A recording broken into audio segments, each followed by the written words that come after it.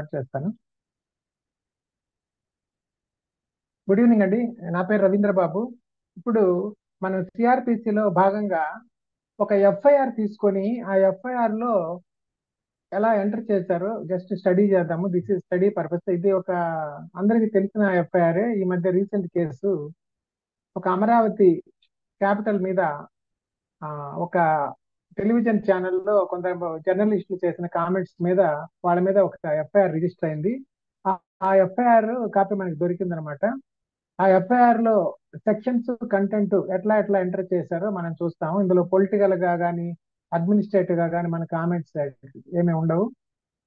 అందరూ judge exams కి prepare అవుతున్నారు, జడ్జిలు కాబోతున్నారు కాబట్టి ఒక జడ్జి ఎలా చూస్తారో ఆ రకంగా మాత్రమే మనం ఎఫ్ఐఆర్ అకాడమిక్ గా చూస్తాము. అంటే ఒక మెడికల్ స్టూడెంట్ కి ఒక డెడ్ బాడీ దొరికితే ఎట్లా డిసెక్షన్ చేసి చూస్తాడో, ఆ దొరికిన డెడ్ బాడీ ఎవరిదైనా కానీ టెర్రరిస్ట్ కావచ్చు, ఇంకొక ఆర్మీ పర్సన్ కావచ్చు, ఎవరైనా ఒక మెడికల్ యాంగిల్లో ఎలా చూస్తారో ఒక మెడికల్ స్టూడెంట్, అట్లనే మనం ఒక జ్యుడిషియల్ యాంగిల్లో ఈ ఎఫ్ఐఆర్ చూస్తాము. ఇప్పుడు మీకు అది స్క్రీన్ షేర్ చేస్తాను, ఎఫ్ఐఆర్ కాపీ. ఓకే, స్క్రీన్ మీకు కనిపిస్తుంటది. ఇది ఓకే. మనం వన్ బై వన్ వెళ్దాం. మీకు కనిపిస్తుంది కదా, జస్ట్ కన్ఫర్మ్ చేయండి. ఎవరైనా ఒకరు మాట్లాడండి. ఓకే, కనిపిస్తుందని అనుకుంటాను, ఎందుకంటే నా స్క్రీన్ లో కూడా చూస్తున్నాను నేను. 1 minute, just I will checkup. Okay, నా స్క్రీన్ లో కూడా కనిపిస్తూ ఉంది.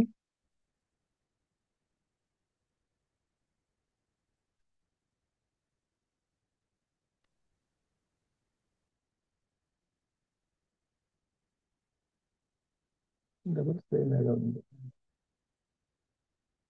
ఓకే, ఇది first information report under section 173 of BNSS. ఇప్పుడు 173 ఆఫ్ బిఎన్ఎస్ఎస్ మనం చూద్దాం. 1973 బిఎన్ఎస్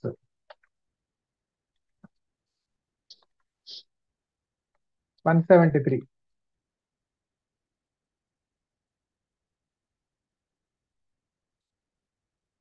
173 ఏముంది? Report of police officer on completion of investigation.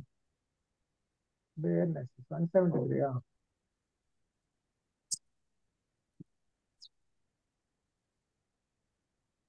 Somewhere wrong. 173 ఉండకపోవచ్చు ఎఫ్ఐఆర్.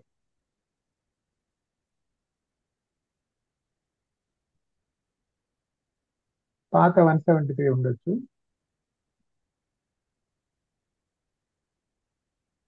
మనం వేరేది ఇంకోటి చూద్దాం.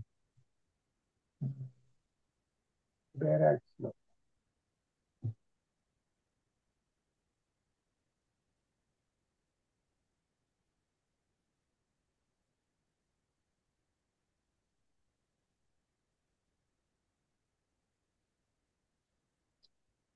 ఇది వేరేది మనం చూస్తున్నాము. 173 దేనికి ఉందో చూద్దాం.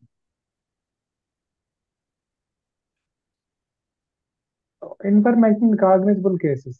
ఓకే, సారీ, మనము బిఎన్ఎస్ ఓపెన్ చేయలేదు ఇందాక, ఇప్పుడు ఓపెన్ చేశాను. Information cognisable cases. Information cognisable cases new section 154, 173 section new section 154 old section. Okay, 173 information cognisable cases. Every information relating to the commission of a cognizable offense, irrespective of the area where the offense is committed, may be given orally or by electronic communication. కొత్తగా పెట్టారు electronic communication. అంటే మన email కూడా వాళ్ళకి పంపించవచ్చు. ఇలాంటి వాళ్ళ website లో కూడా ఏమన్నా కంప్లైంట్ మెకానిజం ఇస్తే అప్లోడ్ చేయొచ్చు. అది కూడా ఎలక్ట్రానిక్ కమ్యూనికేషన్ వస్తుంది. ఈమెయిలే కాదు, ఎలక్ట్రానిక్ కమ్యూనికేషన్ అంటే to an officer in charge of a police station. ఇప్పుడు గవర్నమెంట్ వాట్సాప్ గవర్నెన్స్ అనేది స్టార్ట్ చేస్తున్నారు. ఆ గవర్నెన్స్ స్టార్ట్ చేస్తే అప్పుడు వాట్సాప్ లో కూడా మనం వాళ్ళు ఇచ్చిన డిజిగ్నేటెడ్ నెంబర్, ఏ నెంబర్ కంటే ఆ నెంబర్ కాదు, వాళ్ళు ఒక స్పెసిఫిక్ నెంబర్ ఇచ్చి దీనికి పంపించమంటే దానికి కూడా మనం కన్వే చేస్తే అది కూడా ఎలక్ట్రానిక్ కమ్యూనికేషన్ అవుతుంది. To an officer in charge of police station and it given orally it shall be reduce to writing by him. మనం ఇచ్చాక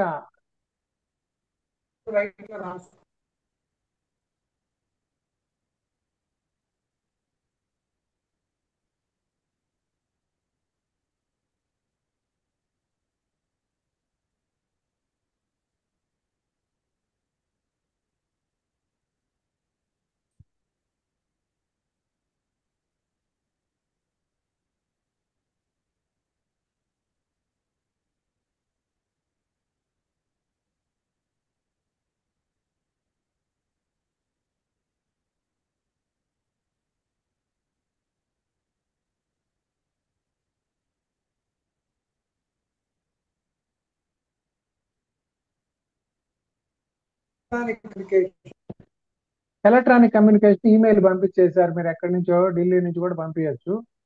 it shall be taken on record by him on being signed with in 3 days. మీరు email పంపించేశారు, ఏదో problem అయింది, మీరు లేరు ఊర్లో, అప్పుడు వేరే దగ్గర నుంచి కూడా పంపించచ్చు. మీ ఇంట్లో థెఫ్ట్ అయిందని ఎవరో పక్కింటి వాళ్ళు చెప్పారు, మీరు ఊర్లోనే లేరు, మీరు వెళ్ళి ఎలా కంప్లైంట్ ఇస్తారు? అప్పుడు మీరు ఈమెయిల్లో కంప్లైంట్ చేసేయచ్చు, ఇట్లా మా నైబర్స్ చెప్పారు ఇట్లా థెఫ్ట్ అయిందని, పలానా అడ్రస్ వెళ్ళండి అని. అక్కడ 3 days లోపల వచ్చి మీ వాళ్ళు ఎవరైనా సరే, by the person giving it and the substance thereof shall be entered in a book to be kept in such police officer. 3 days లోపల వెళ్ళి మనం సైన్ చేయాలి. In such form as the government may by rules prescribe it. 3 రోజులు అనేది గుర్తుపెట్టుకోవాలి. ఒక 3 రోజులు దాటితే they may not accept ours, అప్పుడు మళ్ళీ ఫ్రెష్ గా ఇచ్చినట్టు లెక్క అవుతుంది, తర్వాత లేట్ గా ఇచ్చినట్టు లెక్క అవుతుంది. తర్వాత ఉమెన్ ఇస్తే వాటికి స్పెషల్ ప్రొవిజన్స్ అవి ఇచ్చారు. అది ఓవరాల్ గా మనకైతే రిలేటెడ్ గా ప్రజెంట్ కేసులో 173 అంతవరకు సరిపోయింది కాగ్నిజబుల్ కేసెస్ లో. తర్వాత నెక్స్ట్ పార్ట్ ఏముంది? The copy of the information as recorded and subsection 1 shall be given for the free of cost to the informant or the victim. Informant కానీ విక్టిమ్ కానీ ఇవ్వచ్చు. ఇన్ఫార్మెంట్ కి విక్టిమ్ కి తేడా ఉంటుంది కదా. ఎక్కడ ఒక దగ్గర ఒక ఇంజురీ అవుతుంది, ఎవడో అక్కడ పొడి చేశాడు, ఇంజూర్డ్ పర్సన్ హాస్పిటల్కి పోయాడు, ఆయన కంప్లైంట్ ఇవ్వలేడు, ఎవరో చూసిన వాళ్ళు కంప్లైంట్ ఇచ్చారు, అతను ఇన్ఫార్మెంట్ అవుతారు. ఒకవేళ ఇంజూర్డ్ పర్సన్ వెళ్ళి ఇవ్వగలిగితే అది విక్టిమ్ కి ఇచ్చినట్టు అవుతుంది, ఇలాంటి వాళ్ళ తరపున వాళ్ళైనా ఇన్ఫార్మెంట్ అవుతారు. ఏమన్నారండి? Any doubts? తర్వాత without prejudice to the provisions contained in 175 on receipt of information relating to the commission of any cognizable offence which is made punishable for 3 years or more but less than 7 years, 3 to 7 years, the officer in charge of the station may with the prior permission from an officer not below the rank. ఇవన్నీ కొత్త provisions, DSP permission తీసుకోవాలి అని ఇచ్చారు. 3 to 7 years ఉన్నవి అట్లా. Okay, అట్లా investigation మనం ఇప్పుడు అంత డీప్ అవసరం లేదు కాబట్టి కొత్త బిఎన్ఎస్ఎస్ అవుట్లైన్ గా ప్రొవిజన్ ఒకటి చూసాం. ఓకే, 173లో ఇచ్చారు. తర్వాత ఈ ఎఫ్ఐఆర్ డిజిగ్నేషన్ చూడ 1 డిస్ట్రిక్ట్ ఉంది Guntur, police station Thullur police station. తర్వాత ఇయర్ 2025. ఎఫ్ఐఆర్ నంబర్ అంటే అప్పుడు దాని నంబర్ చెప్పాలి, ఇక్కడ ఉంది 108 of 2025.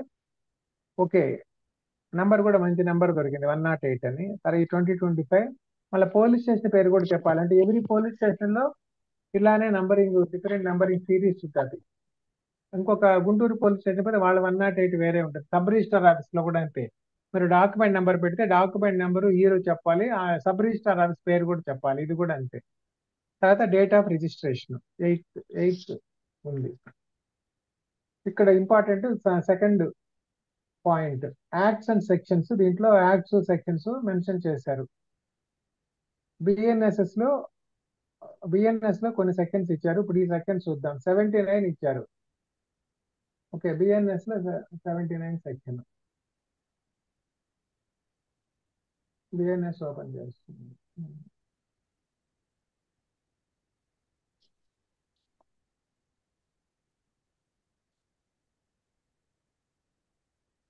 79 word, gesture or act intended to insult modesty of a women. Okay, ఇది ఓల్డ్ సెక్షన్ ఎంత దీనికి?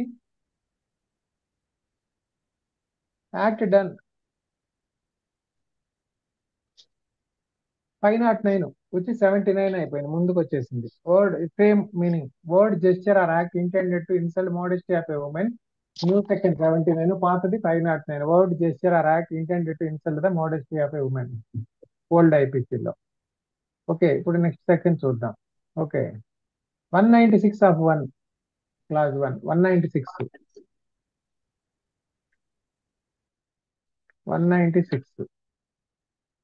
Promoting enmity between different groups on grounds of religion, race, place of birth, residence, language, etc., and doing acts prejudicial to the maintenance of harmony.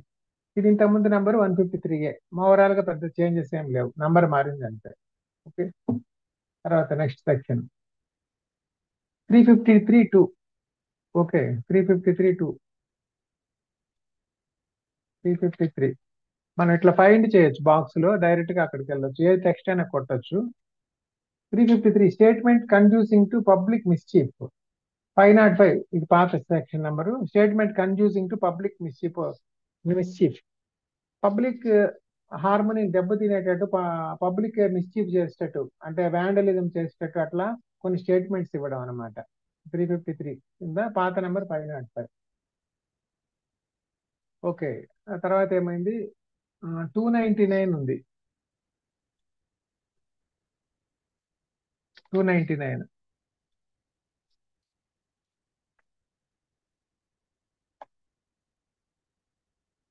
299 who ever, ఇక్కడే చూద్దాం. Deliberate and malicious acts intended to outrage religious feelings of any class by insulting its religion or religious beliefs. 295A కూడా పాత number. Deliberate and malicious act, ఉద్దేశపూర్వకంగా కొన్ని acts చేయడం, దురుద్దేశపూర్వకంగా. Intended to outrage religious feelings, ఒక religious feelings ని రెచ్చగొట్టేటట్టు, of any class, ఎవరైనా ఏ వర్గానివైనా రిలీజియస్ ఫీలింగ్స్ రెచ్చగొట్టేటట్టు, by insulting its religion or religious beliefs, వాళ్ళ మతాన్నైనా నిందించవచ్చు డైరెక్ట్ గా. ఇలాంటి వాళ్ళ రిలీజియస్ లో ఎన్నో బిలీఫ్స్ ఉంటాయి. బిలీఫ్స్ అన్నిటి మీరు లాజికల్ గా చూస్తే ఏది ఏ మతం బిలీఫ్స్ కూడా 50% లాజికల్ గా స్టాండ్ కావు. అది బిలీఫ్ మాత్రమే, వాళ్ళ ఫెయిత్ అలా అయితే బాగుంటుంది. అవన్నీ సైకలాజికల్ రిలీఫ్స్ ఉంటాయి వాళ్ళకి. అది చేయకపోతే ఒక అన్ఈజీనెస్ ఫీల్ అవుతుంటారు అట్లా. అందువల్ల ఏంటంటే వాళ్ళ రిలీజియస్ బిలీఫ్స్ ని రెచ్చగొడితే అది 299 కొత్త నెంబరు, 295 పాత నెంబరు. ఓకే. 299. నెక్స్ట్ 356 అనేది డిఫమేషన్ కి వస్తుంది. 356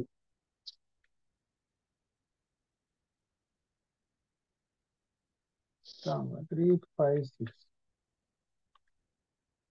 డిఫమేషన్. 356 లో పనిష్మెంట్ 500 పనిష్మెంట్ ఫర్ డిఫమేషన్ ఉండేది పాత సెక్షన్ లో. అది సపరేట్ సెక్షన్ గా తీసేసి అదే సెక్షన్ లో కింద సబ్ సెక్షన్ 2 గా మార్చేశారు.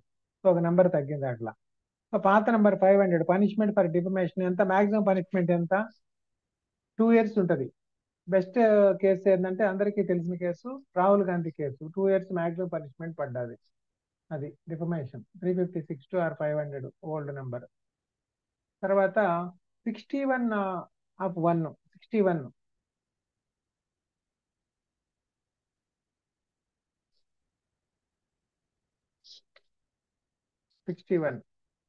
Criminal conspiracy. ఓకే. ఇంతకుముందు 120A ఉండేది definition of criminal conspiracy, 120B ఏమో పనిష్మెంట్ ఫర్ క్రిమినల్ కాన్స్పిరసీ ఉంది. వీళ్ళు 61 లో పెట్టేశారు, 61(1) అని డెఫినేషన్ ఆఫ్ క్రిమినల్ కాన్స్పిరసీ. తర్వాత అంతవరకు బిఎన్ఎస్. తర్వాత 67 ఆఫ్ ఇన్ఫర్మేషన్ టెక్నాలజీ యాక్ట్. అది ఆ యాక్ట్ వచ్చినప్పుడు చూద్దాము. అది కూడా ఆబ్స్సీన్ మెటీరియల్ కంటెంట్ పోస్ట్ చేయడం ఆ యాక్ట్ కింద ఉంటుంది, 67.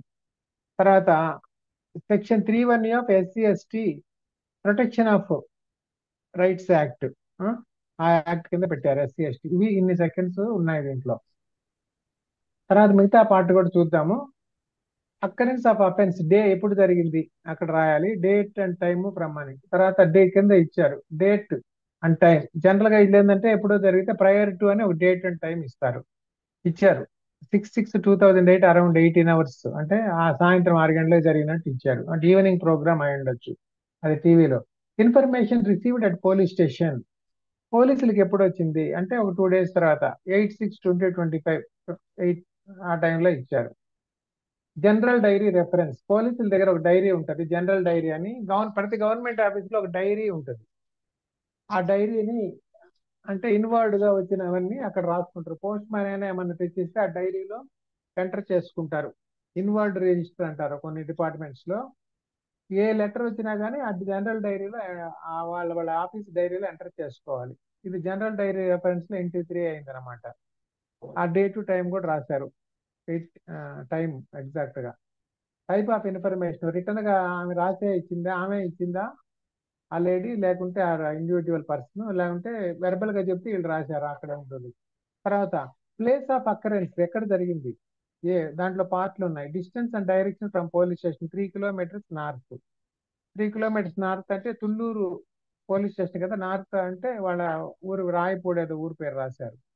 B address and place Rayapudi. So Thullur నుంచి నార్త్ ప్లేస్ అని రాసుకున్నారు. వాళ్ళ జ్యూరిస్డిక్షన్ ఏరియా తుళ్ళూరు మండలం, రాయపూడి విలేజ్.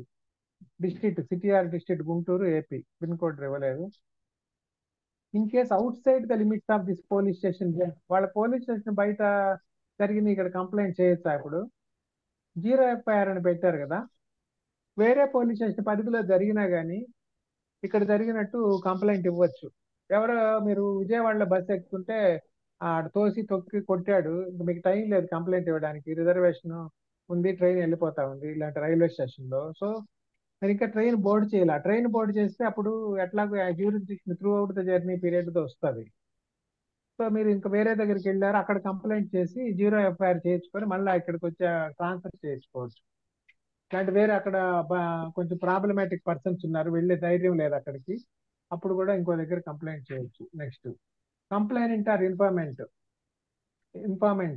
నేమ్, వాళ్ళ నేమ్ ఇచ్చారు, father name or husband name ఇచ్చారు, date or year of birth, ఇలాంటి ఏజ్ అప్రాక్సిమేట్ ఏజ్ ఇచ్చారు, నేషనాలిటీ ఇండియన్ ఇచ్చారు, క్యాస్ట్ ఇచ్చారు. క్యాస్ట్ యాక్చువల్గా ఎంటర్ చేయకూడదు కంప్లైంట్ కానీ విక్టిమ్ది కానీ, సుప్రీంకోర్టు కూడా చెప్పింది. ఏ క్యాస్ట్ కైనా ఒకటే రూల్ ఉంటుంది. Okay, except only SC ST cases లో ఒకవేళ కంప్లైంట్ది వేరే క్యాస్ట్ అయితే అంతవరకు SC or ST అంతవరకు రాస్తే చాలు, వేరే క్యాస్ట్ కూడా రాయాల్సిన పని లేదు. ఓకే, ఇందులో SC ST కేసు పెట్టారు కాబట్టి వాళ్ళ క్యాస్ట్ రాసామని వాళ్ళు జస్టిఫై చేసుకుంటారు. వాళ్ళ క్యాస్ట్ కేటగిరీ రాయాలి, SC ST BC OC నాలుగే రాసుకోవాలి. నెక్స్ట్ పాస్పోర్ట్ నెంబరు, వాళ్ళ identification, date of issue, place of issue, occupation, mobile number, వాళ్ళ కాంటాక్ట్ నెంబరు, వాళ్ళ హౌస్ అడ్రస్ అవి ఇక్కడ ఉంటాయి. సిటీ డిస్ట్రిక్ట్ వాళ్ళ అవన్నీ కాంటాక్ట్ డీటెయిల్స్, పిన్ కోడ్ ఇవ్వలేదు. Okay, details of known are suspected unknown accused with full particulars, accused particulars 7 లో ఇచ్చారు కింద. ఓకే ఓకే, ఈ FIR నేనే ఇక్కడ నా నెట్లో డౌన్లోడ్ చేశాను, మీకు షేర్ పెడతాను. ఏమైనా డౌట్స్ ఉంటే అడగండి, ఇక్కడ కాంటాక్ట్ నెంబర్ ఉంది. ఓకే, FIR అంటే FIR లో రెండు కలుస్తాయి, CRPC కొంచెం కలుస్తుంది, IPC కూడా ఎక్కువ కలుస్తుంది. CRPC ప్రకారం FIR ఉంటుంది, దాని కంటెంట్స్ అన్ని, IPC సెక్షన్స్ ఉంటాయి, ఎలాంటి అదర్ సెక్షన్స్ ఉంటాయి. నేమ్ ఆఫ్ ద పర్సన్స్ ఇచ్చారు, వన్ ఆఫ్ ద పర్సన్ అతను అక్యూజ్డ్ 1 ఒక పర్సన్ ఇచ్చారు, అక్కడ నేమ్ అది రాశారు, అతని డీటెయిల్స్ రాశారు, ఏజ్ రాశారా పోలీసులు, ఎంత రాశారు? పోలీసులు చేసే వన్ ఆఫ్ ద మిస్టేక్స్ ఏంటంటే ఏజ్ 0 రాసి పడేస్తుంటారు. 39 సార్. ఎక్కడ 39 కంప్లైనెంట్ కి రాశారు, అక్యూజ్డ్ కి రాయాలి. కంప్లైనెంట్ ఏజ్ ఎంతైనా పర్వాలేదు, డజంట్ మ్యాటర్, అక్యూజ్డ్ ఏజ్ రాయాలి. అక్యూజ్డ్ ఏజ్ ఎందుకు రాయాలి? ఏజ్ ఒకవేళ అతను మైనర్ గానే అయితే కొంచెం లాస్ అప్లికేబుల్ కావు కదా వేరే సార్. లాస్ అప్లికబుల్ అవుతాయి కదా. ఏజ్ అవును 0 సార్. అంటే మీనింగ్ ఏంటి?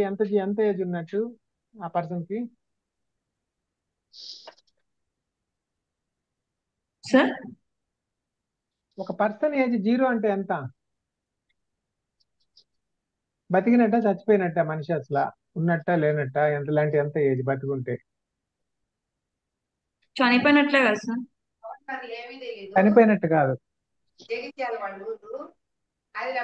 ఓకే 0 అంటే 1 year నిండిన చైల్డ్, 11 months చైల్డ్ ఉన్న, 10 months ఉన్న, 6 నెలలు చైల్డ్ ఉన్న ఏజ్ 0 అనే వేస్తారు. ఎందుకంటే 1 year గవర్నమెంట్ రికార్డ్స్ లో ఏజ్ ఎప్పుడు కంప్లీటెడ్ ఏజ్ ఎంటర్ అవుతుంది, పుట్టిన చైల్డ్ కి ఏజ్ 0 ఉంటుంది. సో ఫస్ట్ బర్త్డే అయినాక 1 year వేస్తారు అట్లా. సో ఏజ్ 0 అంటే మీనింగ్ ఏంటి? ఒక 1 year లోపల చైల్డ్ లెక్క. సో వాళ్ళు కరెక్ట్ గా ఏజ్ వేయాలి, అది ఒక చిన్న మైనర్ ఫ్లా. ఈ FIR గురించి కాదు, ఏ FIR అయినా సరే అది వాళ్ళకి కన్వే చేయండి. మీకు ఎవరైనా పోలీసులు అయితే ఏజ్ కంపల్సరీగా ఎంటర్ చేయాలా, లేదంటే అప్రాక్సిమేట్ గానే వేయాలి, 30 40 50 వాళ్ళకి ఎంత అనిపిస్తే అంత అయినా చూడంగానే వేసుకోవచ్చు. వాళ్ళని అడిగితే చెప్తారు కదా, లేదంటే సుమారుగా వాళ్ళ ఫోటోలు కూడా ఉన్నాయి కదా, సుమారుగా ఏజ్ వేసుకోవచ్చు. నెక్స్ట్ సెకండ్ పర్సన్ నేమ్ ఇచ్చారు, అతని పర్సనల్ డీటెయిల్స్ సిమిలర్ గా ఉంటాయి, ఇంకెంతమంది ఉంటే అంత డీటెయిల్స్ ఉంటారు. థర్డ్ పర్సన్ లో వెరైటీ ఏంటంటే ఇక్కడ ఇండివిజువల్ నేమ్ రాయలేదు, అన్నోన్ ఒక ఆర్గనైజేషన్ పేరు రాశారు, మేనేజ్మెంట్, ఒక ఆర్గనైజేషన్ మేనేజ్మెంట్ రాశారు. తర్వాత ఇక దానికి ఆ ఏజ్ అవన్నీ ఏమి ఉండవు, ఇంకా సింపుల్ గా వదిలేశారు. ఆ మేనేజ్మెంట్ అంటే ఒక పర్సన్ ఉండొచ్చు, మల్టిపుల్ పర్సన్స్ ఉండొచ్చు. వాళ్ళకి ఇంకా తెలియదు. ఆ, అందువల్ల జనరల్ గా రాశారు. మళ్ళీ వాళ్ళ ఇన్వాల్వ్మెంట్ ఉందా లేదా, ఉంటే ఉంటే ఎవరెవరు ఉన్నారు అనేది తర్వాత వాళ్ళు ఇన్వెస్టిగేషన్ లో చూసుకుంటారు. ఇదంతా కూడా వితౌట్ ఎనీ పర్సనల్ థింగ్స్. మనం ఓన్లీ ఒక డాక్టర్ ఎలా బాడీని చూస్తున్నాడో మనం అలా ఎగ్జామిన్ చేస్తున్నాం అంతే. తర్వాత వాళ్ళ physical features, deformities and other details of the suspect. ఇవన్నీ జనరల్ గా ఏం పెద్ద ఫిల్అప్ చేయరు. ఒకవేళ పెద్ద పెద్ద కేసెస్ లాంటి వాటిలో ఫిల్అప్ చేస్తారు. సస్పెక్టెడ్ పర్సన్స్ కి ఎవరైనా ఉంటే వాళ్ళ పేర్లు అవి తెలియలేదు అనుకోండి, అట్లాంటప్పుడు ఆ ఫిజికల్ డీటెయిల్స్, డిఫార్మిటీస్, వాడికి ఒక వేలు ఉందా లేదా సినిమాలో చెప్పినట్టు అలాంటివన్నీ రఫ్ గా వాళ్ళ హైట్, వాళ్ళ కంటి రంగు, అట్లాంటివి ఏదో ఐడెంటిఫికేషన్ మార్క్స్ అలాంటివి నోట్ చేసుకుంటారు. బర్న్ మార్క్స్ వీటిలో చాలా ఉన్నాయి. మోలు, స్కారు, టాటూ, చూసారు చాలా థింగ్స్ ఉన్నాయి మల్టిపుల్ గా. Date and year of birth, build, వాళ్ళ బాడీ బిల్డ్ ఎట్లా, మీడియం, లీనా, అట్లాంటివి ఏదో రాసుకుంటారు. హైట్, కాంప్లెక్సీ అని అంటే కలర్, అట్లా టీత్ ఎలా ఉన్నాయి, హెయిర్ ఎలా ఉంది, ఐస్, హ్యాబిట్స్ అంటే స్మోకింగ్ హ్యాబిట్ ఉందా, అట్లా కొన్ని హ్యాబిట్స్ ఉంటాయి కదా కొందరికి. డ్రెస్ హ్యాబిట్, ఆ పంచి కట్టుకుంటాడా, ప్యాంట్ వేసుకుంటాడా, నిక్కర్ వేసుకుంటాడా, అట్లాంటివి ఏదో ఉంటాయి. వాళ్ళ లాంగ్వేజెస్ ఆర్ డైలెక్టిక్స్. ఒకళ్ళ తెలుగు లాంగ్వేజ్ అయితే మన శ్రీకాకుళం యాసలో ఉందా, రాయలసీమ యాస ఉందా, మధ్యలో యాస ఉందా, తెలంగాణ యాస ఉందా, అట్లాంటి డైలెక్టిక్స్ కూడా రాసుకోవచ్చు ఇట్లా. సో వాళ్ళ identification multiple things. Burn marks, ఇంకా ఇదో సమ్ లుకోడెర్మా అన్నారు, ఇది నాకు ఐడియా లేదు, అంటే చెక్ చేయండి ఈ పదం. మోల్, మోల్ అంటే పుట్టుమచ్చ. స్కార్, స్కార్ అంటే ఏమన్నా గాయాల గీతలు అలాంటివి, స్టాటు. తర్వాత next, reason for delay in reporting by the complaint and informant. మనం ఎప్పుడైతే కంప్లైంట్ జరిగిన ఈ కేసు అంటే పర్వాలేదు, ఇది ఎలక్ట్రానిక్ మీడియాలో వచ్చింది కాబట్టి పర్మనెంట్ రికార్డు ఉంటుంది. అదర్ కేసెస్ లో ఎప్పుడైనా ఇంజరీ అయితే ఎంత ఎర్లీగా వెళ్ళి పోలీసులకి కంప్లైంట్ చేస్తే అంత మంచిది. లేట్ అయ్యే కొద్దీ, ఎలా అయితే ఒక wound అయినాక డాక్టర్ దగ్గరికి ట్రీట్మెంట్ వెళ్లకుండా డిలే చేస్తే ఎట్లా హెల్త్ స్పాయిల్ అవుతుందో, అట్లనే ఒక క్రైమ్ మనకు అగనిస్ట్ గా జరిగినప్పుడు, మనం విక్టిమ్స్ అయినప్పుడు, లేదంటే మన వాళ్ళు విక్టిమ్స్ అయినప్పుడు, యాజ్ ఎర్లీ యాజ్ పోలీస్ స్టేషన్కి వెళ్ళి కంప్లైంట్ చేయాలి. దానికోసం మళ్ళీ ఒక టైపింగ్ సెంటర్కి వెళ్ళి డ్రాఫ్ట్ 4-5 తయారు చేసి పొద్దున్నే సాయంత్రం దాకా చేసి టైం వేస్ట్ చేయకుండా డైరెక్ట్ గా పోలీస్ స్టేషన్కి వెళ్ళి వాళ్ళకి చెప్పాలి. ఈ లోపల మీరు ఏదైనా హ్యాండ్ రిటర్న్ తో ఇచ్చేయడమే బెస్ట్. టైపింగ్లు గీపింగ్లు ఎక్కువ పెట్టుకోకుండా, అప్పుడే అదే ఫాస్ట్ అవుతుంది. తొందరగా ఇస్తే ఎంత గ్రీన్ గా, అంత అర్లీగా ఇస్తే అంత మంచిది. లేట్ అయ్యే కొద్దీ మీ లేట్ ని మీరు జస్టిఫై చేసుకోవాల్సి వస్తుంది. 2 రోజుల తర్వాత కంప్లైంట్ ఇచ్చారనుకోండి ఎవడో కొట్టాడని, ఆ 2 రోజులు ఏం చేశారు అనేది చెప్పాల్సి వస్తాయి. ఇంకోసారి వెంటనే పోలీసులకు చెప్తాం, వాళ్ళు సిఐ గారు లేరు, అక్కడ డ్యూటీలో ఉన్నారు, రేపు రండి ఎల్లుండి రా అంటే 4 రోజులు తిప్పుతారు. అప్పుడు కంప్లైంట్ ఇస్తే ఇన్ని రోజుల తర్వాత మేము ఎంటర్ చేయలేమండి ఎఫ్ఐఆర్లు అంటారు. ఎందుకంటే పాత రోజుల్లో మాన్యువల్ గా ఎఫ్ఐఆర్లు రాసుకునేవాళ్ళు. ఇప్పుడు అట్లాంటి వాళ్ళ ఫెసిలిటీ ఏం లేదు. కంపల్సరీగా వాళ్ళు ఎప్పుడు ఎంటర్ చేస్తే ఆన్లైన్ లో అప్పుడే వెళ్తుంది, బ్యాక్ డేట్లు ఇవ్వడానికి కుదరదు. అందువల్ల మీరు లేట్ కంప్లైంట్ ఇస్తే ఆఫ్టర్ థాట్స్ కింద వస్తాయి. అందువల్ల వాళ్ళు తీసుకోకపోతే, మీరు ఇప్పుడు ఎలక్ట్రానిక్ ఫెసిలిటీ మెయిల్ ఇచ్చారు, వెంటనే మీరు ఫోటో కొట్టేసి ఈమెయిల్ కొట్టేయాలి పోలీస్ స్టేషన్కి. ఇట్లా అంటే వాళ్ళ వాట్సాప్ నెంబర్లు కూడా ఉన్నాయి స్టేషన్కి, అది కూడా ఎక్స్ట్రాగా దానికి కూడా పెట్టచ్చు. తర్వాత రిజిస్టర్ పోస్ట్ కూడా చేసేయాలి. వాళ్ళు తీసుకోకపోతే తర్వాత సంగతి తర్వాత చూసుకోవచ్చు. ఆయన సిఐ గారు వచ్చినప్పుడు 4 రోజులకు వచ్చి 4 రోజుల్లో మాట్లాడారు, మేము ఆల్రెడీ ఇచ్చామండి ఇది ప్రూఫ్స్ అని చెప్పొచ్చు.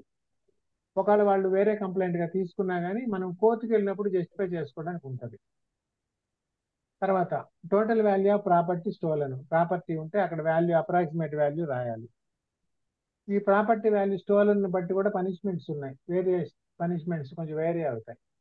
తర్వాత 11 లో ఇంక్వెస్ట్ రిపోర్ట్ అన్నాడు.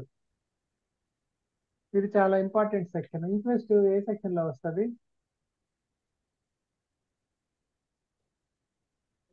మనకి ఐపీసీలో చూద్దాము. Inquest IPC 176 somewhere inquest report వస్తుంది. 76 CrPC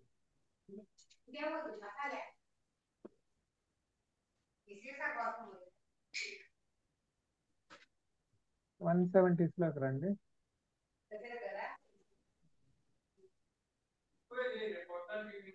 enquiry by magistrate into cause of death, ఇది ఇంక్వెస్ట్ లో వస్తుంది. అప్పుడు 176 ఇంక్వెస్ట్, ఇంక్వైరీ బై మ్యాజిస్ట్రేట్, అంటే జుడిషియల్ మ్యాజిస్ట్రేట్ కాదు, ఎగ్జిక్యూటివ్ మ్యాజిస్ట్రేట్ వస్తారు అప్పుడు, తహసీల్దార్ ఎంఆర్ఓ వాళ్ళు. ఓకే, ఇప్పుడు మళ్ళీ బ్యాక్ వస్తాం. ఇంక్వెస్ట్ రిపోర్టు, ఆ కేసు నెంబర్ అవన్నీ దీంట్లో వస్తాయి. తర్వాత 12 లో contents of the complaint, statement of the complaint or informant, వాళ్ళు ఇచ్చిన కంప్లైంట్ లో బేసిక్ థింగ్స్ లాగి ఇక్కడ రాస్తారు. అంటే మన దాంట్లో ప్రేయర్ లాగా, ఒక మన ప్లీడింగ్స్ లో ప్రేయర్స్ ఉంటాయి. అల్టిమేట్ గా మనం ఎంతో రాస్తాం, అటు జరిగింది ఇటు జరిగింది, వాళ్ళ మధ్య రిలేషన్, అట్లా so many things. Ultimately prayer important అవుతుంది కదా. అట్లనే వాళ్ళు చేసిన నేరం ఏంటో ఇక్కడ contents of the complaint, basic complaint ఇక్కడ హైలైట్ చేస్తారు. కొన్ని కేసులు సుప్రీంకోర్టు కూడా చెప్పింది, FIR is not encyclopaedia. FIR లో మొత్తం ఒక 20 పేజీల మ్యాటర్ పెట్టాల్సిన పని లేదు. ఆ స్పాట్ లో సంథింగ్ బేసిక్ ప్రైమా ఫేసీగా అప్పటికప్పుడు ఒక అరగంట గంటలో వాళ్ళు ఎంత మ్యాటర్ గ్యాదర్ చేసి ఇచ్చారు అంత మ్యాటర్ వరకే ఎంటర్ చేసుకుంటారు.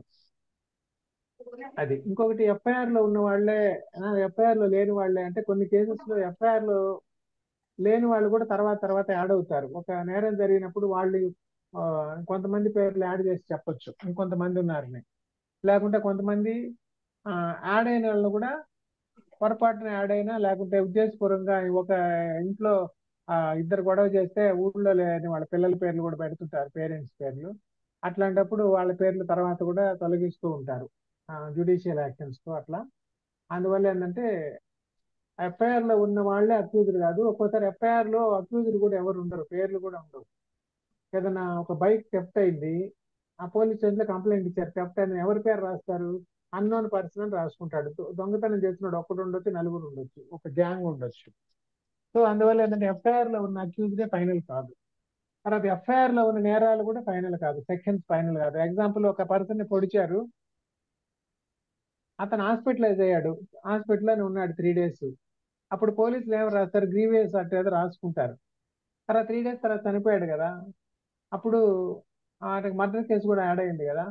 అప్పుడు ఆ మర్డర్ కేసు మళ్ళీ ఎఫ్ఐఆర్ లో పెట్టలేరు కదా. ఎఫ్ఐఆర్ అంటే first information report, first sir రాసిందే ఇంకంతే. తర్వాత అదర్ సబ్సిక్వెంట్ వాటిలో రాసుకోవాలి వాళ్ళు, మళ్ళీ ఇంకొక ఎఫ్ఐఆర్ 2 చేయరు. ఓకే, అది ఇంకొక అదర్ పాయింట్. తర్వాత యాక్షన్ టేకన్, వీళ్ళు దాంట్లో ఇక్కడికి వస్తే, since the above information reveals commission of offences under sections as mentioned as item number 1, registered the case and took up the investigation or, అక్కడ ఆఫీసర్ పేరు వేసారు, ఐఓ అంటారు, ఇన్వెస్టిగేషన్ ఆఫీసర్ ఆయన పేరు ఇచ్చారు, ఆఫీసర్ పేరు. Directed to take up the investigation or, ఆయన rank ఇచ్చారు, డిజిగ్నేషన్ ఇన్స్పెక్టర్. ఇన్స్పెక్టర్ అంటే మనం కామన్ భాషలో ఏమంటాం, ఇన్స్పెక్టర్ అంటే ఆయన డిజిగ్నేషన్ ఏంటి, ఇన్స్పెక్టర్ ఏమంటారు టెక్నికల్, ప్రాక్టికల్ గా ఏమంటాం మనం సిఐ అంటాం కదా, టెక్నికల్ గా ఆయన ర్యాంక్ ఇన్స్పెక్టర్, సర్కిల్ ఇన్స్పెక్టర్ అంటాము. ఆయన జ్యూరిస్డిక్షన్ పేరు సర్కిల్, ఆయన డిజిగ్నేషన్ ఇన్స్పెక్టర్, రెండు కలిపి మనం సర్కిల్ ఇన్స్పెక్టర్ అంటాం. యాక్చువల్ అఫీషియల్ గా వాళ్ళు ఇచ్చిన ర్యాంక్ ఇన్స్పెక్టర్ అది. Okay,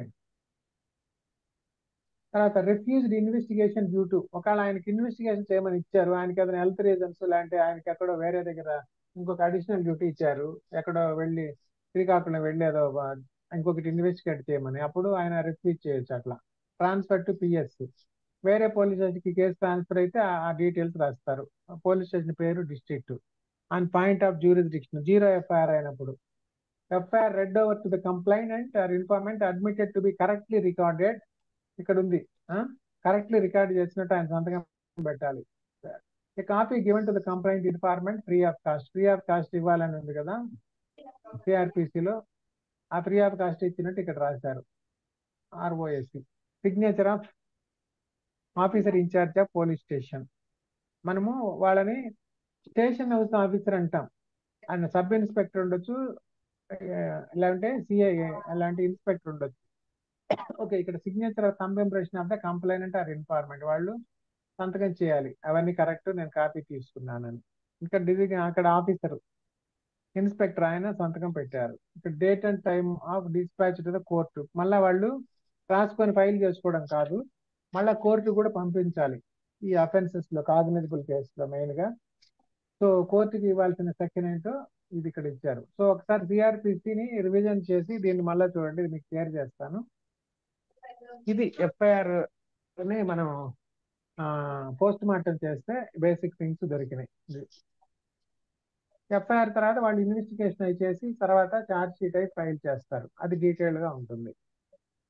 charge sheet may vary from the FIR. కొత్త పర్సన్స్ ని యాడ్ చేయొచ్చు, తీసేయచ్చు, ఇలాంటి సేమ్ పర్సన్స్ ఉండొచ్చు, కొత్త నేరాలు యాడ్ అవ్వచ్చు, ఇలాంటి కొన్ని కూడా తీసేయచ్చు. అంటే ఇప్పుడు దానికన్నీ ప్రొవిజన్స్ ఉన్నాయి. ఊరికే వాళ్ళకి ఇష్టం వచ్చినట్టు యాడ్ చేయడం తీసేయడం ఉండదు. ఏదైనా rule of law, procedure established by law ప్రకారమే చేయాలి. వాళ్ళు ఏం చేసినా గానీ అట్లనే ఉంటుంది. అలా అలా ఉన్నట్టన్నా చూపించాలి పేపర్లో, అంత డాక్యుమెంట్ వాళ్ళు చేస్తే. అది థింగ్స్. ఇంకా డౌట్స్ ఏమైనా ఉన్నాయా ఎఫ్ఐఆర్ లో? ఇంకా ఇది క్లోజ్ చేస్తాను. ఇంకేమైనా డౌట్స్ ఉంటే చెప్పండి. ఇంతవరకు క్లోజ్ చేసేస్తాను, రికార్డింగ్ కూడా ఆపేస్తాను.